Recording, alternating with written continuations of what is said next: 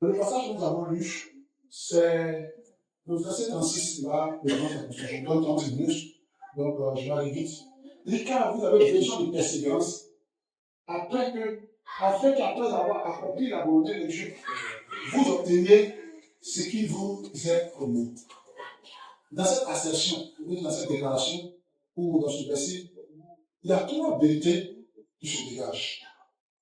La première vérité, il dit quoi? Pour faire la volonté de Dieu, il faut de la persévérance. Il a besoin de persévérance afin après d'avoir accompli la volonté de Dieu. Donc, pour faire la volonté de Dieu, il faut la persévérance pour faire la volonté de Dieu. Amen. La deuxième vérité, c'est pour obtenir les promesses de Dieu, il faut faire sa volonté.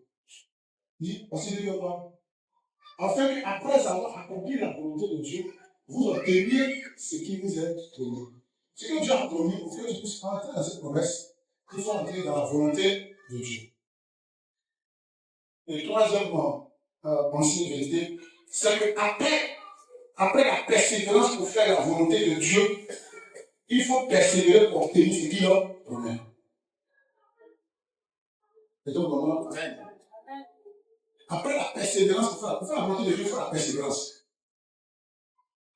Il faut la persévérance. Parce que c'est quand tu vas faire la volonté de Dieu que ce que Dieu a promis là, tu peux atteindre cela.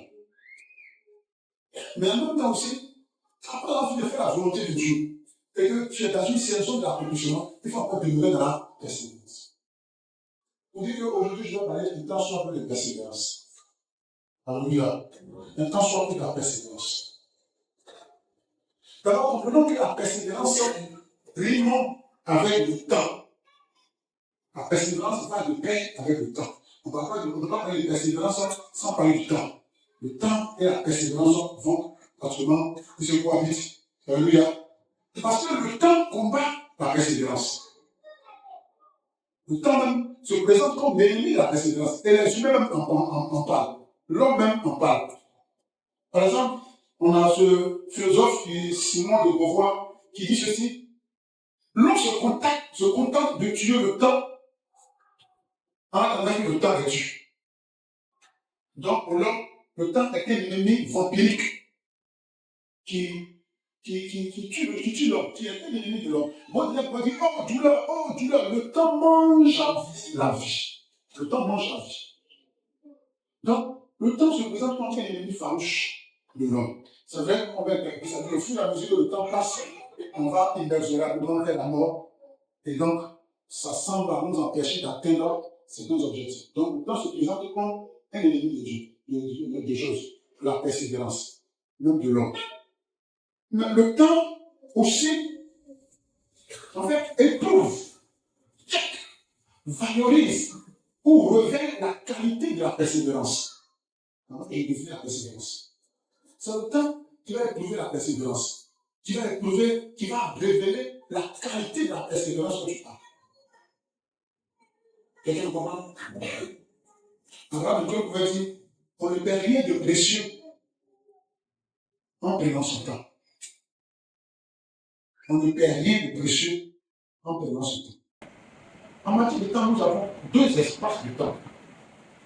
Le théologien appelle le temps chronos. Le temps chronos, c'est le temps habituel, le vécu au quotidien, le temps dans lequel nous sommes. Le temps qui passe, c'est vraiment le temps, je refuse de définir le temps comme l'espace, le temps qui se passe, deux durées, deux choses. Non, c'est pas ça, c'est ce type de temps. Mais, le temps chronos, en grec, chronos, c'est le temps de tous les jours. Tu te lèves le matin, c'est ton vécu pratiquement de tous les jours. Ce qui n'est pas spécial, ce qui est quotidien. C'est ça le temps chronos. Alléluia. Mais il y a ce qu'on appelle aussi le temps kairos. C'est le temps précis de Dieu. C'est le temps de Dieu. J'aime cette expression. L'heure de l'éternel est la meilleure. C'est le temps précis de Dieu. En fait, c'est le temps du temps. Après avoir entendu pendant le chronos. Le temps de la promesse. Le temps de la condition. Le temps de ça. Où les choses de Dieu arrivent. Donc, le temps, c'est le temps où Dieu fait toutes choses en merveille. Ce temps, il est personnel. il est individuel. Mon temps, en tant que temps, n'est pas mon temps en tant que temps. Il peut être dans un temps chronos, mais le temps kairos, il est spécifique. En fonction de la destinée de chacun. En fonction du plan souverain de chacun. Quelqu'un me le sent. Quand tu entres dans le temps de Dieu, le tapis rouge est dressé. Quand tu parles dans le temps de Dieu, c'est le temps de Dieu. Et sur le temps, lui, avec la persévérance doit te permettre de développer ce qu'il faut en attendant le temps, ou bien de rester dans le temps en attendant le temps, ou bien de bien te comporter dans le temps en attendant le temps. C'est ça la persévérance. C'est l'ensemble d'attitudes que tu dois avoir dans le temps en attendant le temps. Si tu as reçu une promesse, si tu as reçu une promotion, si tu as reçu une assurance, si tu as reçu quelque chose, si tu es dans un projet, si tu es dans une norme, quelque chose en tant que Dieu. Et l'un des principes que le Seigneur donne pour faire les choses de façon merveilleuse, c'est le principe de la persévérance. Qu'est-ce que la persévérance? Qu'est-ce que la persévérance? La persévérance, la persévérance, c'est de ne rien relâcher quand on est sur la bonne voie. Ce n'est pas abandonner.